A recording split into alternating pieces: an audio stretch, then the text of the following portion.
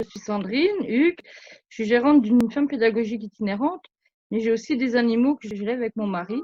On a plusieurs animaux, un couple de pans qui sont encore très jeunes, qui ont à peine 3 ans, donc qui n'ont encore pas toutes leurs couleurs, des canards, des lapins, des poules, des coqs. Il y a des chèvres classiques et des chèvres de Lorraine, qui sont des races qui sont en voie de disparition.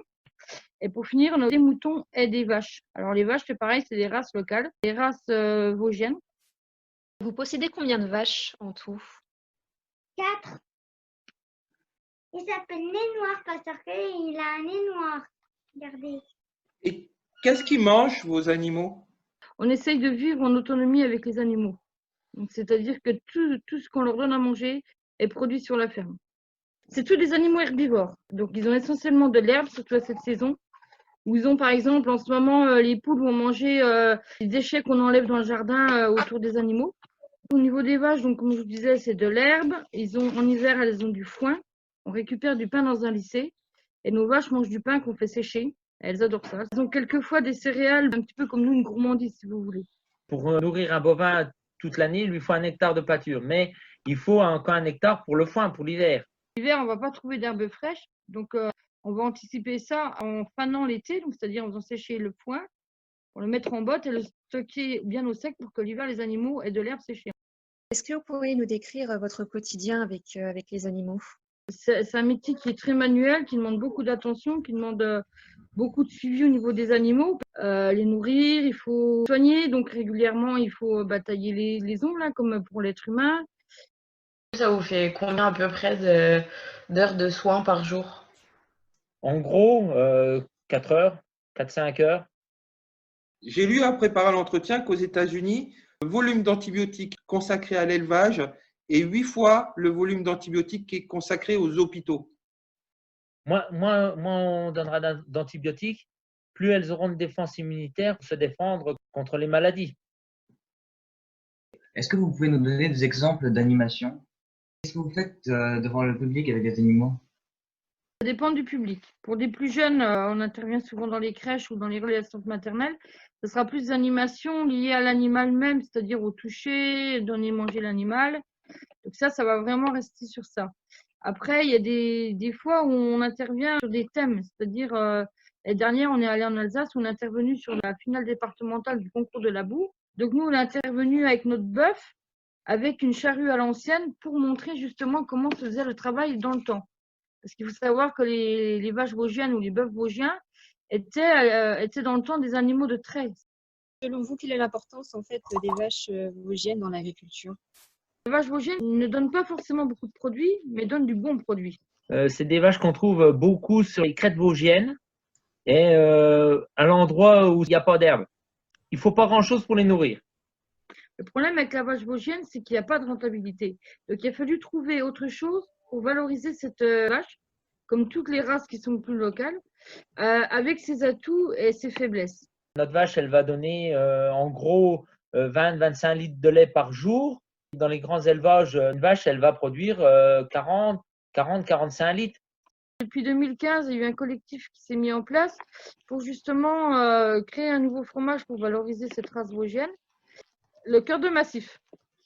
Dans le lait, on ajoute de la présure. C'est de la caillette de foie de veau. C'est d'origine animale.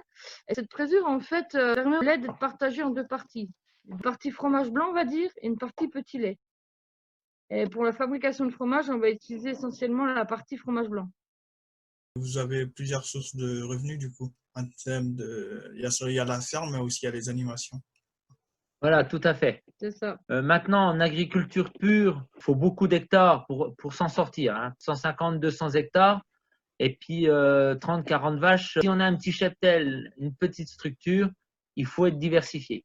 Il faut faire de la transformation, il faut faire de l'animation. Voilà, il faut se diversifier. On cueille nos fruits, cerises, fraises, framboises. Et puis on fait du sirop, on fait des confitures, on peut faire des liqueurs. Quels sont donc vos coûts? Où c'est que vous dépensez de l'argent pour vos travaux au final? Les frais d'essence qu'on fait en part en animation. Après, on dépense le plus, on va dire, c'est toutes les charges fixes, électricité, l'eau, parce que nous, on a besoin beaucoup d'eau. Parce qu'une vache, par exemple, en moyenne, va boire 40 litres d'eau par jour. Donc, c'est un poste très important. Donc là, nous, où nos animaux sont, on a la chance d'avoir de l'eau naturelle d'une source. Est-ce que vous pensez que votre métier est un métier de demain? Oui, Oui, parce que il y en a le, besoin. le monde agricole est vaste. Ça va de l'élevage, ça passe par le maraîchage, ça va culture de céréales, la pêche. Il y en aura toujours besoin. Même si il y a des associations qui militent pour qu'il y ait moins de viande à manger, qu'on tue moins d'animaux, il faudra toujours manger. Oui, c'est un métier de demain. Et sur la partie pédagogie, aujourd'hui, il y a un savoir qui n'a pas été transmis par les anciens. Quel conseil donneriez-vous à un jeune qui aimerait avoir sa ferme? La persévérance, de la patience, du courage. Et il faut ne pas avoir envie de partir en vacances.